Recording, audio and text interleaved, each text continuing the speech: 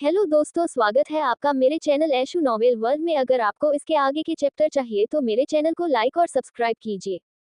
Chapter 37। अब आगे। इश्की और एडम ने हेमंत पर अब ज्यादा ध्यान नहीं दिया और अपना काम जारी रखा। थोड़ी देर बाद उनका काम खत्म हुआ तो वह सभी के साथ बैठकर डाटा चेक करने लगे। तभी अचानक कंप्यूटर पर मैसेज आया कि उनके डाटा में गड़बड़ी है। कमरे में मौजूद सभी लोग जल्दी जल्दी देखने लगे कि उनसे क्या गलती हुई है। अंत में उन्हें पता चला कि केवल हेमंत के डाटा में ही गड़बड़ी है। इश्की ने हेमंत की तरफ देखा और हेमंत से बोली, क्या तुम्हें इसमें कुछ गड़बड़ी नजर नहीं आई? उद्धरण चिन्ह। हेमंत को समझ में नहीं आया और उसने इश्की से इसके बारे में पूछा। इश्की को लगा कि शायद हेमंत परेशान है, इसलिए वह इस पर ध्यान नहीं दे पाया, इसलिए उसने हेमंत से ज्यादा कुछ नहीं कहा। दूसरी तरफ हेमंत थोड़ा शर्मिंदा हो गया जब उसकी नजर एडम पर पड़ी तो उसके चेहरे की मुस्कान देखकर उसे पता चल गया था कि एडम को शायद पहले से ही इसके बारे में पता था। ये देखकर उसे बहुत गुस्सा आया। थोड़ी देर बाद सभी स्क्रीन पर डाटा देखकर आपस में बातें कर रहे थे।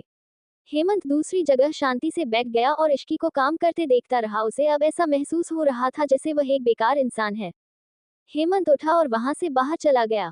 कोमल जो कॉफी पी रही थी उसकी नजर बाहर आ रहे हेमंत पड़ी तो उसने उसे रोकते हुए पूछा, मिस्टर सक्सेना, क्या आप कॉफी लेना चाहेंगे? हेमंत ने पहले कोई जवाब नहीं दिया और फिर बोला, क्या तुम छुट्टी पर हो? उद्धरण चिन्ह। हाँ, क्या मिस कपूर आपके साथ काम नहीं कर रही थी? आप इतनी जल्दी बाहर कैसे आ गए? उद्धरण चिन्ह। हाँ, वह अभी काफी व्यस्त है, हेमंत ने जवाब दिया। मिस्टर सक्सेना, मुझे लगता है कि आपका मूड खराब है। नहीं, ऐसा कुछ नहीं है, मैं थोड़ा थक गया हूँ, इसलिए मैंने सोचा कि क्यों न मैं एक कप कॉफी पी लूं। अब कोमल ने आगे कुछ नहीं पूछा। थोड़ी देर बाद हेमंत वापस मीटिंग रूम में गया तो उसने देखा एडम इश्की से बात कर रहा था और उनके आसपास कोई नहीं था। हेमंत सोचने लगा कि मेरे कॉफी पीते तक यह इश्की से इतना दूर था और अब ऐसे चिपक कर बातें कर रहा है जैसे वह इश्की को अकेला छोड़ना ही नहीं चाहता। तुम दोनों किस बारे में बात कर रहे हो? हेमंत से जब रहा नहीं गया तो उसने अचानक बीच में आकर पूछा। इश्की हेमंत की तरफ मुड़ी और बोली, तुम कहाँ गए थे? उद्धरण चिन्ह। मैं कॉफी पीने गया था, क्या तुम्हें कॉफी चाहिए? उद्धरण चिन्ह। नहीं, मुझे कॉफी की जरूरत नहीं है, तुम अपना काम खत्म करो। इश्की ने स्क्रीन पर नजर डाली। इश्की की बात सुनकर हेमंत को थोड़ा बुरा लगा, लेकिन फिर भी उसने अपना काम करना जारी रखा। दूसरी तरफ अयांश के फ्लाइट के लैंड होते ही वह सीधा अपने दादाजी से मिले हॉस्पिटल गया।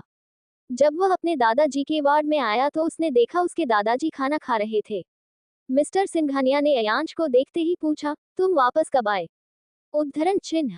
मैं अभी आया हूँ, अयांश ने शांति से जवाब दिया। तब तो तुम थक गए होंगे, तुम्हें आराम करना चाहिए, तुम इतनी जल्दी यहाँ क्यों आ गए? अयांश में कोई जवाब नहीं दिया और माधव से बोला, माधव, क्या आज डॉक्टर आए थे?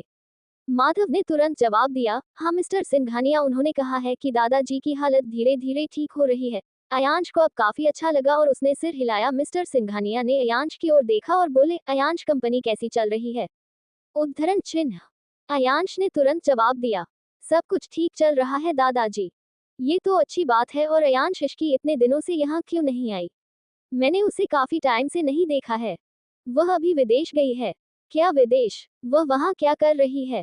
क्या इसलिए कि तुमने उसे बहुत परेशान कर दिया? मिस्टर सिंघानिया ने अयांश को घूरते हुए पूछा। नहीं, मिस्टर हेनरी ने वहाँ उसे एक प्रोजेक्ट के लिए बुलाया है। अयांश ने मिस्टर सिंघानिया को सारी बातें बताई। मिस्टर सिंघानिया को ये जानकर काफी अच्छा लगा कि इश्की इतनी काबिल है कि उसे दूसरे देश के लोग भी बुला रहे हैं। ऐसा लगता है कि इश्की कोई साधारण व्यक्ति नहीं है। मिस्टर सिंघानिया ने इश्की की तारीफ करते हुए मुस्कुराकर कहा। अब आपको थोड़ा आराम करना चाहिए दादाजी, अब मैं ऑफिस जा रहा हूँ, अयांश ने मिस्टर सिंघानिया से कहा। जब अयांश वहां से जाने ही वाला था तभी मिस्टर सिंघानिया ने पूछा, क्या तुम्हें अभिमान की कोई जानकारी मिली? अयांश ने कुछ पल सोचा और बोला, अभी नहीं, जैसे ही मुझे कुछ पता चलेगा मैं आपको बता दूंगा। अयांश नहीं चाहता था जब तक वह अपने दादाजी के सामने अभिमान सिंघानिया को लाए उससे पहले उसके दादाजी को इसके बारे में कुछ भी पता चले। अयांश वहां से सीधे अपने ऑफिस गया। ऑफिस जाने पर माधव ने उसे बताया कि मिस्टर सिंघानिया ने मिस फलक के साथ जिस प्रोजेक्ट पर साइन किया था वह 5 साल का हो गया है। फलक के बारे में सोचकर अयांश काफी निराश हो गया क्योंकि फलक की वजह से इश्की और उसके बीच गलतफहमी हुई थी। अयांश ने फाइल उठाए और सभी चीजों को ध्यान से पढ़ने लगा। उसे काफी गुस्सा आया क्योंकि अभिमान सिंघानिया की वजह से वह बड़ी मुसीबत में फंस सकता था। अचानक उसने कुछ सोचकर मादी से पूछा, काव्यांश कहाँ है? उद्धरण चिन्ह। मैंने सुना है कि उन्होंने अपने आप को कमरे में बंद कर लिया है और वह कहीं नहीं जा रहे हैं। उसे कहो कि अभिमान सिंघानिया की गंदगी को साफ करें, अयांश ने माधव को ऑर्डर देने वाले लहजे में कहा। मिस्टर सिंघानिया, क्या आप कहना चाहते हैं कि काव्यांश सिंघानिया को हम प्रोजेक्ट संभालने को कहे? उद्धरण चिन्ह। हाँ, क्या इस कंपनी को नुकसान नहीं होगा? माधव ने तुरंत पूछा। इसके अलावा मिस फलक इस बात से सहमत नहीं होगी। तुम बस काव्यांश सिंघानिया से बात करो, मैं मिस फलक से बात कर लूंगा। माधव तुरंत वहां से चला गया। माधव के जाने के बाद अयांश ने इश्की को एक मैसेज भेजा, मैं ऑफिस में वापस आ गया हूँ। कुछ देर बाद उसे जवाब मिला, आज काम मत करना और घर पर जाकर आराम करो। वैसे क्या तुम दादाजी से मिलने गए थे? उद्धरण चिन्ह। हाँ, मैं दादाजी से मिलने गया था, वह ठीक है। ये तो बहुत अच्छी बात है। अच्छा, अब मैं कुछ काम करने जा रही हूँ। इतना कहकर इश्की ने अपना फोन रख दिया। अयांश ने इश्की के मैसेज को देखा और वह खुद भी काम करने लगा। दूसरी तरफ ज्ञान ने सभी सामानों को केज तक पहुंचा दिया था। केज ने जब इतने सारे बॉक्स को देखा तो ज्ञान से बोले, यह क्या है? तब ज्ञान ने उन्हें सब कुछ बताया। ये जानकर केज काफी खुश हुए और उन्होंने कहा, क्या मैं इसे ट्राई कर सकता हूँ? ज्ञान खुद भी उन्हें डेमो दिखाना चाह रहा था, इसलिए उसने उस बटरफ्लाई गैजेट को केज के ऊपर ट्राई किया। केज ने जब देखा वह किस तरह का काम करता है तो उनकी आंखें चमक उठी। उन्होंने उस व्यक्ति की बहुत तारीफ की जिसने इसे बनाया था। अचानक उन्होंने इश्की को फोन किया। इश्की ने तुरंत फोन उठाया। हेलो केज, क्या बात है? उसकी आवाज धीमी थी क्योंकि उसे लगा कि केज के साथ कुछ गलत हुआ होगा। यहाँ सब ठीक है, केज ने इश्की की चिंता को समझते हुए बताया। ये जानकर अच्छा लगा, आप कैसे हैं? इश्की ने पूछा। मैं ठीक हूँ, तुमने जो गैजेट बनवाया है वह कमाल का है। क्या वह आप तक पहुँच गया?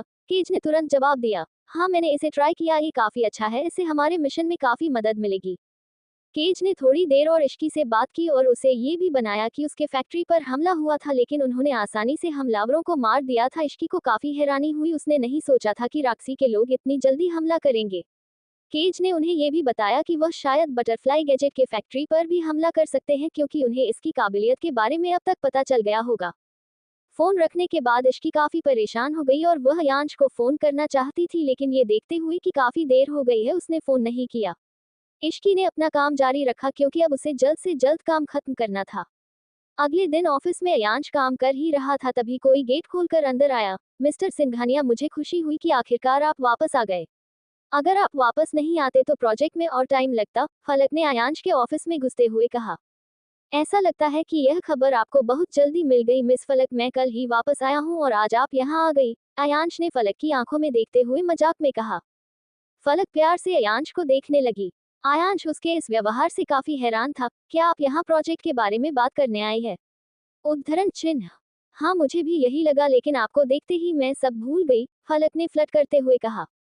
मिस्टर सिंघानिया, हालांकि अभिमान सिंघानिया दूसरे देश भाग गए हैं, लेकिन काव्यांश और आप इस प्रोजेक्ट पर काम करेंगे, इसलिए मैं आपसे बात करने आई हूँ, फलक ने मुस्कुराते हुए कहा। मिस फलक, क्या आपको सच में प्रोजेक्ट के बारे में बात करनी है? अयांश ने फिर से पूछा। बेशक, फलक ने भी गंभीरता से कहा।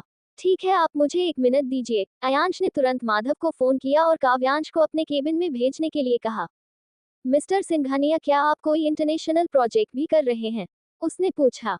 नहीं, मैं अपने एक दोस्त से मिलने के लिए दूसरे देश गया था। मिस्टर सिंघानिया, आप कैसे हैं? मैं हमेशा से उनसे मिलना चाहती थी, लेकिन मुझे चिंता है कि मैं उन्हें परेशान कर दूंगी, फलक ने चिंता दिखाने वाले लहजे में कहा।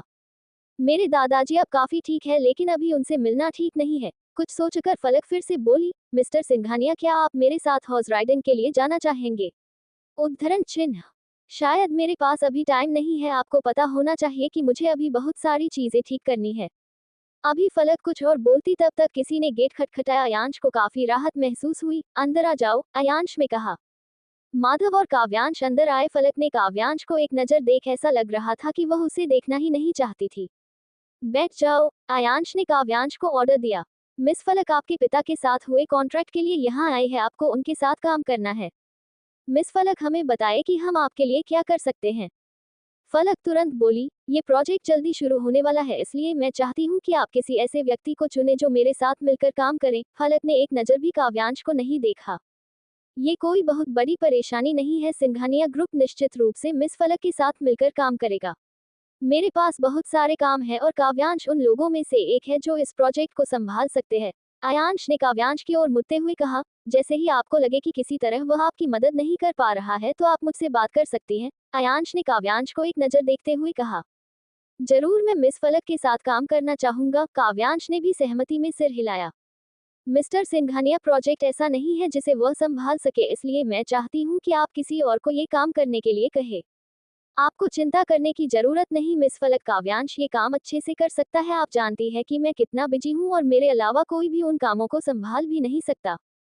फलक में गहरी सांस ली। हर बार जब वह काव्यांश को देखती तो उसे देखकर उसका मूड खराब हो जाता, लेकिन वह यांश की बातों को अब मना भी नहीं कर सकती। ठीक है, आप जैसा चाहे। तभी अचानक फलक ने आगे कहा, क्यों न हम कहीं बाहर जाकर डिनर करें। अयांश ने काव्यांश को देखा और बोला, क्या तुम हमारे साथ डिनर करना चाहोगे? उद्धरण चिन्ह। जरूर, काव्यांश ने एक मुस्कान के साथ कहा। फलक ने काव्यांश की ओर देखा और सोचा, काव्यांश ठीक दिखता है लेकिन वह अयांश के बराबरी का नहीं है। तो फिर आज मिलते हैं। फलक मुस्कुराए और अयांश के केबिन से बाहर चली गई। जब काव्यांश ने उसे जाते देखा तो वह जल्दी ही वहां से चला गया। मिस्टर सिंघानिया, क्या आप सचमुच आज रात मिस फलक के साथ डिनर पर जा रहे हैं? माधव ने पूछा। अयांश की हरकतों को वह समझ नहीं पा रहा था।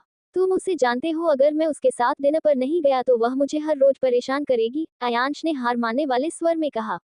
ये सब अभिमान सिंघानिया की गलती है। अगर वह मुझे मिल गए तो मैं उन्हें छोड़ने वाला नहीं हूँ।